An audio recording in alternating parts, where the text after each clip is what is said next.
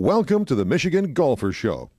Join us each week as we explore the people, the places, and the events that shape our great game.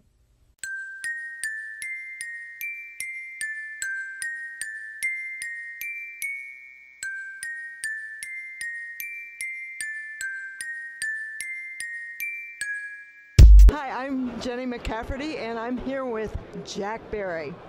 And today we're going to talk about Dan Jenkins, one of the great writers of our era. Notice it's not just sports writers. And you knew him, Jack. Yes, I knew Dan quite well and was always entertained by him.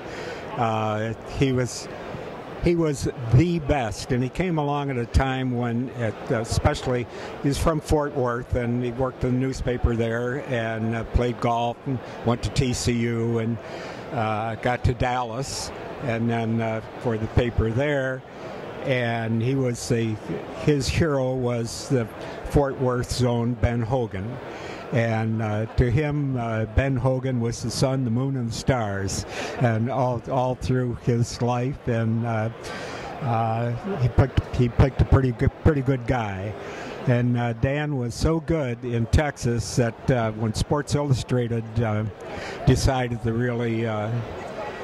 really go big time with a whole staff of the best sports writers in the business, and it was also at a time when they did everything first class.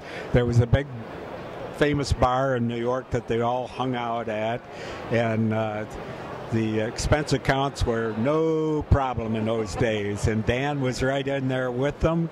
And his two favorite sports were golf and college football. Well, Dan also, he wrote novels. And later on, he wrote on Twitter, for heaven's sake. Yeah, and I remember he'd make you laugh. I mean, you'd laugh out loud at some of his lines. And I was back when I was at the news in 1972, and we were doing.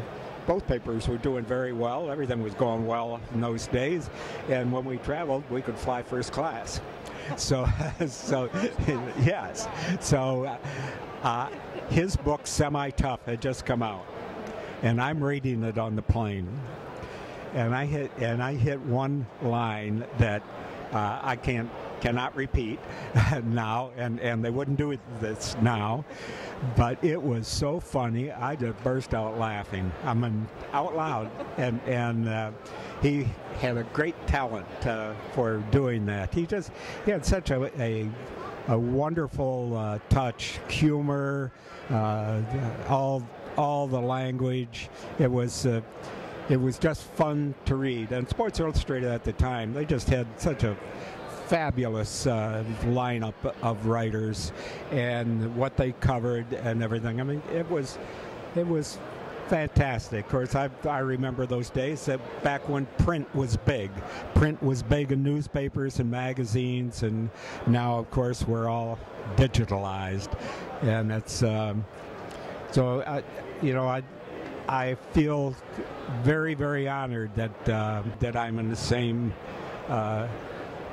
PGA's Lifetime Achievement Awards in journalism with Dan, and with another great one, great writer, Dave Anderson of the New York Times, who also died a year ago. So I see these guys going, and whoa, and it's. So let's suppose you and Dan Jenkins found yourself at a bar and just happened to be sitting next to him. What would the story be? Dan and Tiger Woods. He never had a real sit-down interview with Tiger, and there was kind of bad blood between the two of them. You know where that came from? Well, Tiger was, I think that Dan or Tiger's agent, Steiny, as they call him, was a real, I don't know, aloof guy and protective of Tiger, and Tiger was not, he wasn't real great with the personality stuff back in those days. He didn't sign any autographs or anything. It was all golf and walk right through, and that wasn't Dan. I mean, everybody were thrilled to talk to Dan Jenkins and have him, and Jenkins never had a sit down with him, and so he wrote a kind of a sarcastic, big sarcastic piece about it, and then happy words in reply, but they never got together. So that would be an interesting conversation. But I like it, and his football. He always loved the Southeast Conference and the names like. His book Semi-Tough was Billy Clyde Puckett was the star halfback, and he just had a touch that nobody ever had before or since. He was just remarkable. Well, he had a sense of humor that shone through even when he was writing something very. Oh, right. You were lucky if you got serious. He was always in good humor, and as I said, everybody would wait to see what Dan had to say. See what Jenkins. What could a young writer learn from Dan Jenkins? Well, a lot of them said that they did learn a lot from him, just the way he handled himself, the way he handled interviews, the way he, although it's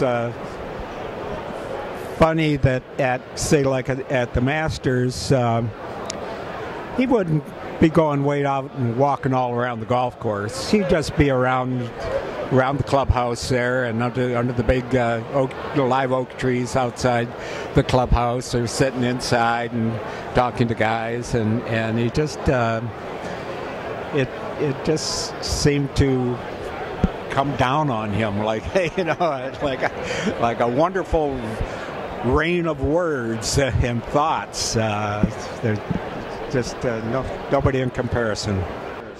I remember seeing him in Augusta at the Masters a couple of times, and I kind of get the vision that he holds court.